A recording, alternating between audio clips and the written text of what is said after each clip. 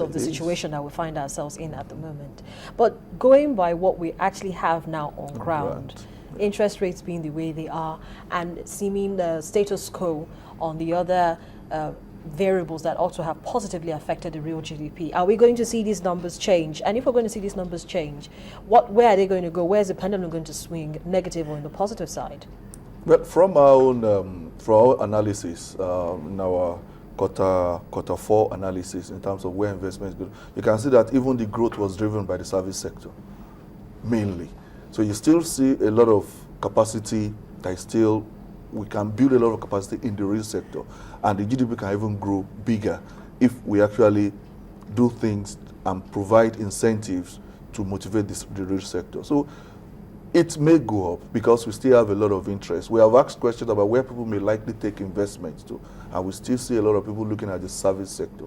It goes a long way to tell us that people are not so confident about putting their investment in the real sector because of the volatility of the situation. So people want a place where they can get quick return on their investment. And that is why we have a lot of this portfolio investment, people going into the banking sector, to the insurance, where it is easy to recoup the investment. Well, Mr. Idahosa, considering that the CBN has, begun to put its eye firmly now on the MSMEs with the disbursement of 220 billion naira intervention fund, don't you think that investors will begin to think more favorably or become more favorably disposed to investing in MSMEs? Clearly, that's the interest has always been there, but you didn't have a catalyst to encourage people.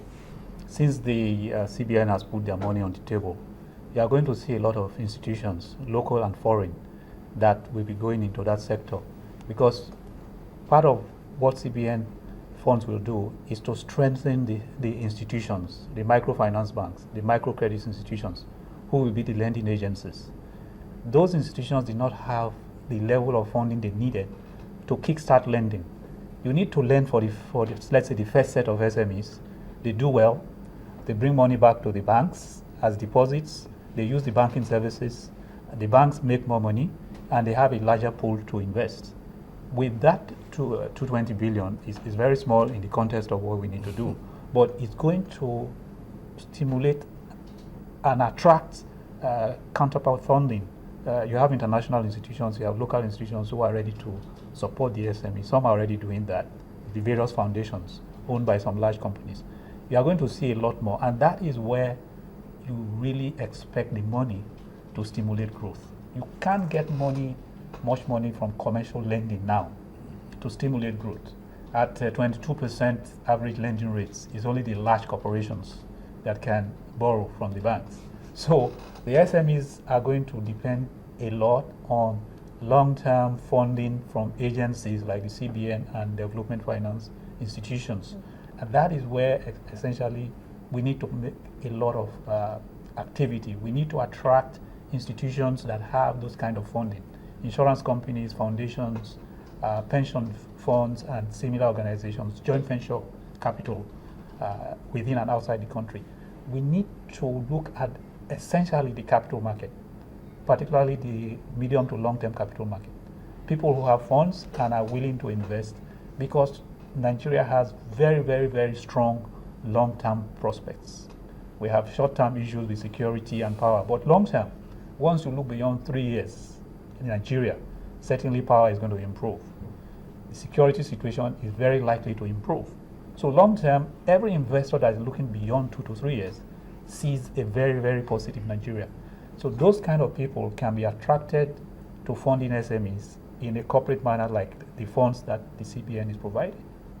Mr. Alimi, yes, you want to add some yes, more? I just want to, what I just want to add, it's good, it's not enough, but it's a way to go, it's a way to start. And with the announcement has been made, and we just want to implore the CBN and to please expedite action on making the fund available, because it goes beyond just announcing. We must now make it available, have a transparent way in making sure the fund actually gets to the intended. I'm very happy that we have shifted from what you used to call SME and now to MSME, which means some much smaller investors, the micro, can also get funds to support their businesses. Well, gentlemen, let's hold on to your thoughts and let's take a quick break to catch our breath. And when we come back, we'll continue this conversation. You're watching Business Morning on Channels Television, and we're looking at the Monetary Policy Committee's decision to keep rates unchanged at 12%, and CRR on public and private sector deposits also remained unchanged at 75% and 15% respectively. And when we come back on the program, we'll be looking at Mr. Godwin Emefiele's stance, his policy, his philosophy in the first 100 days of office. Please join us again. There is a reason Africa is called the new frontier. What was once potential is now an opportunity ready to be seized. Once revered for our resources, today's wealth lies in our people. People who build the cities that shape the future. People who know an idea in one place means business in another. A generation for whom technology means there are no borders, no boundaries. We are the new lions in a brave new world, kings of the urban jungle. And there's a bank that puts the world in our pocket and the future in our hands. UBA, Africa's global bank. As a fashion designer, I get to travel the world a lot. In most of these places I go to, I roam my line, and to receive calls is absolutely free. Being able to relate to customers wherever I am, and it's still the same quality, it's amazing. One of the key parts to me is the weddings by my brand. It's very pleasing to be part of these people's life. So you can say there are a lot of similarities between myself and Etisalat. I'm a bit of a perfectionist. Etisalat and I, we cut from the same cloth. Switch it to quality today. Etisalat, now you're talking.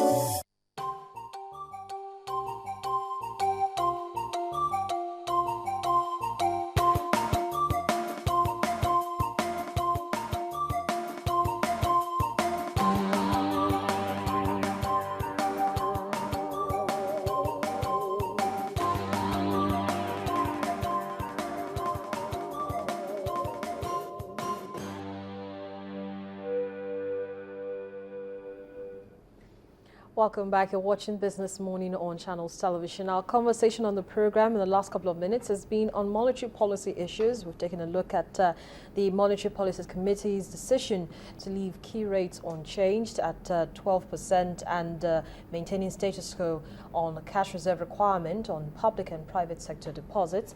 Well, now we're back and we're going to be looking at the first 100 days in office of the CBN Governor, Mr. Godwin Emefiele, his philosophies and, of course, his stance on certain policies. And I'll be having a conversation with both gentlemen, Mr. Gabriel Idahosa and Mr. Dele Alimi, who were with me in the earlier part of the program. But thank you so much, gentlemen, for staying with me.